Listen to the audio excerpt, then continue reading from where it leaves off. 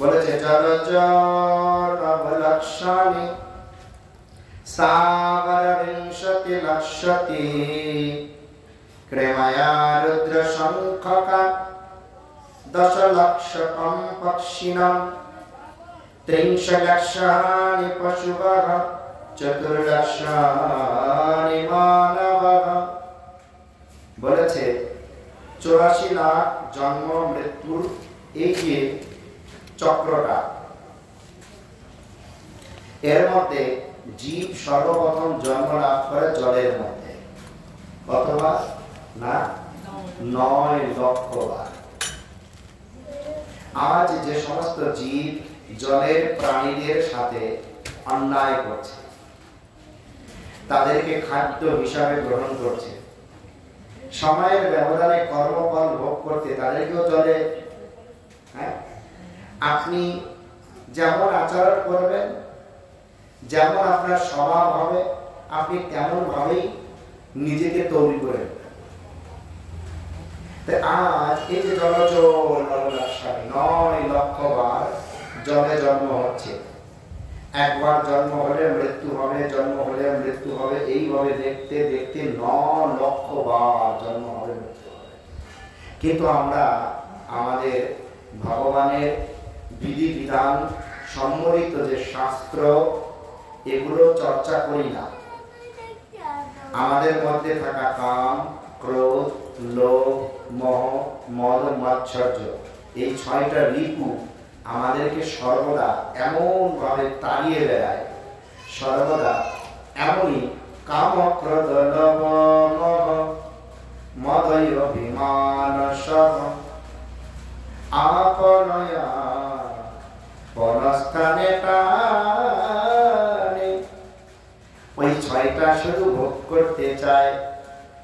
আর আমাদের চোখ দর্শন ভোগ করতে চায়, কান শ্রবণ ভোগ করতে চায়, নাক ঘ্রাণ ভোগ করতে চায়, জিহ্বা আস্বাদন ভোগ করতে চায়, আর ত্বচা স্পর্শ ভোগ করতে চায়।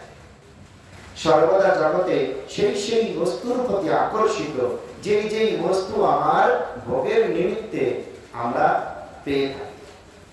কিন্তু কখনো আমাদের এই ইন্দ্রিয় সমূহকে ভগবানের সুখের নিমিত্তে কাজে লাগাই না। যদি কৃষ্ণ প্রসাদ পাই, তাহলে সেটাকে ভোগ বলে না, সেটা ভগবানের সাক্ষাৎ কৃপা। কৃষ্ণ কথা শুনি, সেটা করুণ রসায়ন, অমৃত স্বরূপ। যদি কৃষ্ণের প্রসাদের ঘ্রাণ নেই, প্রসাদের ফুল, যদি কৃষ্ণ সেবা, কৃষ্ণ অঙ্গ স্পর্শ করি, তো এইভাবে আমরা যদি আমাদের ইন্দ্রিয় সমূহকে ভোগের জগৎ থেকে কৃষ্ণের চরণে আনতে পারি, তাহলে না হলে আজ আমরা অন্যায় ভাবে জগতের ব্যক্তিদের কাছ থেকে তথাকথিত ভাবে শিখে, তাহলে কি হচ্ছে, আমরা মানুষ হয়েও জলজ প্রাণীর প্রতি অন্যায় করছি। এরপরে বলছে জলজ প্রাণীর মানে কি হয়, স্থাবর বিংশতি লক্ষতি, মানে 20 লাখ বার জন্ম মৃত্যু হবে। স্থাবর মানে যে সমস্ত জীব চলাফেরা করতে পারে না, একই জায়গাতে স্থির থাকে, সেটা কেবল পাহাড়, পর্বত, বৃক্ষ, লতা, এরা চলাফেরা করতে পারে না।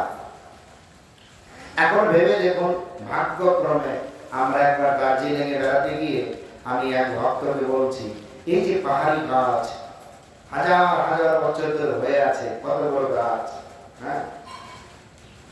এই গাছটা কেউ কাটছে না। যদি এমন গাছের জন্ম হয়, এক এক জন্মে কত জীবন চলে যাবে। তাই কেউ এই জীবন চায় না। এই আচ্ছাদিত জীব মানে আবদ্ধ থাকে।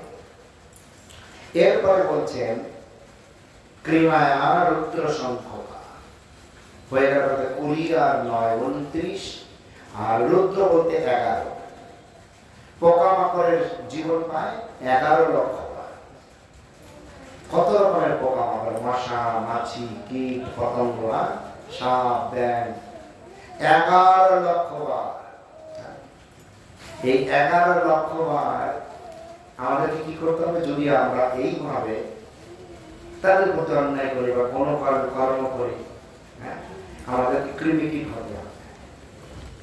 তারপর হচ্ছে কৃমিকীট হওয়ার মধ্যে একটা আমাদের হচ্ছে গিরগিট, নাম শুনেছেন গিরগিট? গিরগিট নৃপরাজ নামে এক মহারাজ ছিল। তিনি ব্রাহ্মণদের প্রচুর গোদান করতেন, সম্পত্তি দান করতেন, স্বর্ণ দান করতেন। এই নৃপরাজ একদিন এক ব্রাহ্মণকে একটি গোমাতা দান করলেন। কি করলেন? সেই গোমাতা সেই ব্রাহ্মণের বাড়ি থেকে, গোশালা থেকে আবার রাজার গোশালায় এসে থাকতে লাগলেন। এদিকে ব্রাহ্মণ বলছে, আমার গোমাতাটা কোথায় গেল? আমার গোমাতাটা কোথায় গেল? খুঁজতে খুঁজতে রাজার কাছে এসেছে, মহারাজ আপনি যে আমাকে গোমাতা দান করেছিলেন তাকে আমি খুঁজে পাচ্ছি না, হয়তোবা তিনি তার নতুন পুরাতন সঙ্গীদের কাছে আপনার গোশালাতে আবার মিশে গেছে, আমি আমার গোমাতাটা চিনতে পারি। এই বিচারটা দিতে যাওয়ার আগেই মহারাজ কি করেছেন, সেই গোমাতাটা, কত লক্ষ লক্ষ গোমাতা, সেই গোমাতাটা অন্য একটা ব্রাহ্মণকে দান করে দিয়েছে। সেই ব্রাহ্মণ নিয়ে রাস্তা দিয়ে যাচ্ছে, আর বলছে, আরে এই তো আমার গোমাতা, এই ব্রাহ্মণ কেন নিয়ে যাচ্ছে? এখন সে বলছে, এই তুমি আমার গরুটা কোথায় নিয়ে যাচ্ছ? এখন সে বলছে, রাজা আমাকে দান করেছে। আরে রাজা আমাকে দান করেছে, আমার গোশালা থেকে চলে গেছে, এই মাত্র রাজা আমাকে দান করবে। বাবা, লেগে গেল যুদ্ধ। সে বলছে আমার। চলো রাজার কাছে। বিচার করতে গেলে রাজা বিষয়টা বুঝতে পেরেছে, তার গোশালা থেকে তো আমার গোশালায় আবার ফেরত এসে গেছে, আমি তো আবার দান করে দিয়েছি, দান করার দ্রব্য আবার দান করেছি, অন্যায় হয়েছে। তাই যে নতুন ব্রাহ্মণ তাকে বলছে, আপনি এই গোমাতাকে ছেড়ে দিন, আমি এর পরিবর্তে অনেক গোমাতা দেব। ব্রাহ্মণ নাচরবান্দা, যেটা আমাকে দিয়েছেন আমার এটাই যথেষ্ট, আমার আর লাগবে না। পুরাতন বলছে, এর বিনিময়ে লক্ষ লক্ষ গোমাতা নিয়ে নিন। না বাবা, যেটা আমাকে দিয়েছিলে সেটাই আমাকে। মহারাজ পড়ে গেছে বিপদে, কেউ ছাড়ছে না। আর এই দুই ব্রাহ্মণ অসন্তুষ্ট হলেন। আর এই যে দুই ব্রাহ্মণ দান করা বস্তু দান করার ফলে তিনি এত বড় ধার্মিক একজন রাজা, ভক্ত, ভগবত ভক্ত, তার জন্ম হলো খোকামকর, গিরগিট রূপে। গিরগিট হয়ে জন্ম লাভ করলো একটা ঘাসে ঢাকা শুকনো ঘন সেই কুয়ার মধ্যে পড়েছিল, জায়গা হতো না। একদিন কৃষ্ণের ছেলেগুলো খেলাধুলায় রত, এই বল খেলছে, সেই বলটা দেখতে দেখতে ধীরে ধীরে চলে গেছে, সেই কুয়োর মধ্যে পড়ে গেছে। আর সাম্বা গেছে আনতে, গিয়ে দেখে গিরগিট, সবাই গেছে, দেখো একটা প্রাণী, একটা পোকা পড়ে গেছে এর মধ্যে, বিশাল শরীর। সমস্ত ভাই বন্ধুরা মিলে সেটাকে সেই কুয়া থেকে উঠানোর চেষ্টা করছে, পারে না। দড়ি বেঁধে তুলতে যায়, দড়ি ছিঁড়ে যায়। তখন বলছে, ঠিক আছে চলো পিতাকে ডেকে নিয়ে আসি। ভগবান কৃষ্ণকে ডেকেছে। আর ভগবান কৃষ্ণ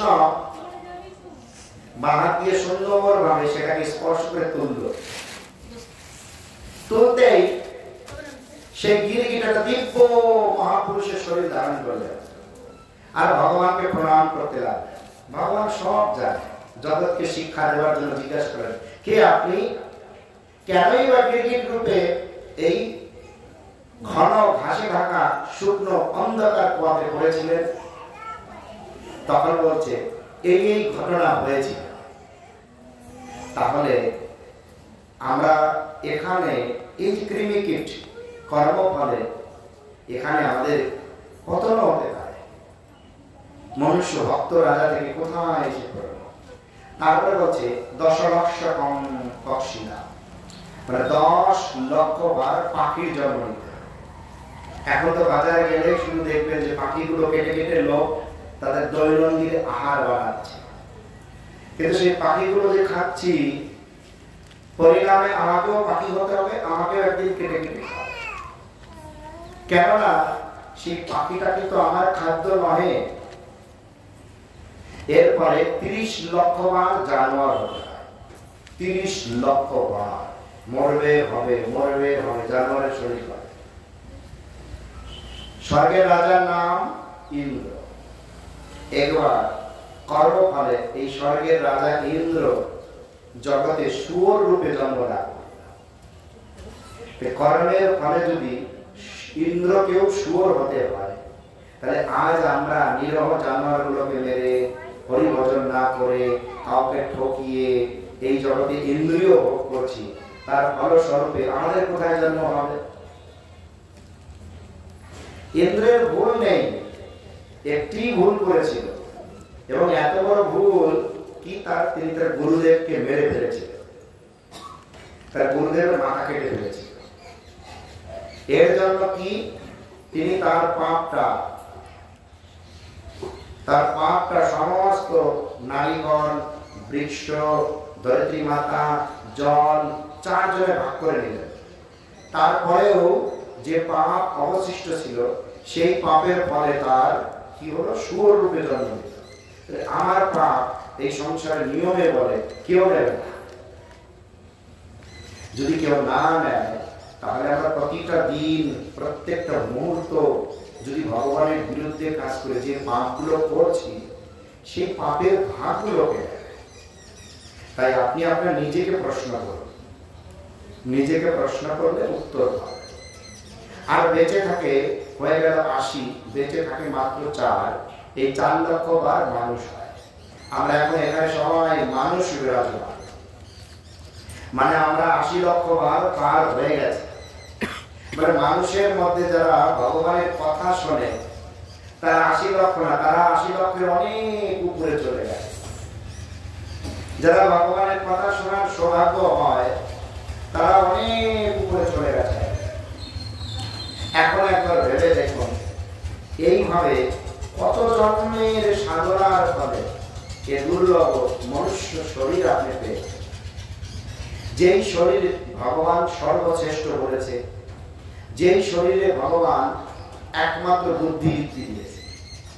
এখন বুদ্ধি দেওয়ার পরেও কিছু কিছু দুষ্ট ব্যক্তি বলে সবকিছুই যদি ভগবানের ইচ্ছাতে হয়, তাহলে আমি যেটা খারাপ করছি ওটাও ভগবানের ইচ্ছাতে হচ্ছে। কিন্তু বুদ্ধিটা তাহলে কিসের জন্য দিল? বুদ্ধিটা কি জন্য দিল? বুদ্ধিটা দিয়েছে ভালো মন্দ নির্ণয় করার জন্য।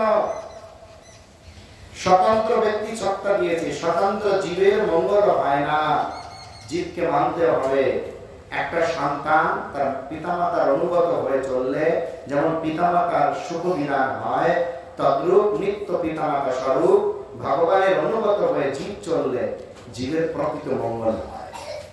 তাই অনেক কথা হলো, আপনাদের আত্মাত্মে আমার এই নিবেদন, আবার কখন আসবো জানি না, তবে একটু নিজেকে প্রশ্ন করুন, আর সমস্ত প্রকারের অধর্মমূলক আচরণ থেকে দূরে সরিয়ে মনের অন্তরাল থেকে একান্তে চিত্তে হরিনাম সংকীর্তন জপ করুন। আর আপনার এই যে কষ্টে পাওয়া দুর্লভ মনুষ্য শরীর, এটাকে হেলায় হারিয়ে যেতে দেবেন না, সার্থক করুন। হ্যাঁ, কেমন? হরে কৃষ্ণ।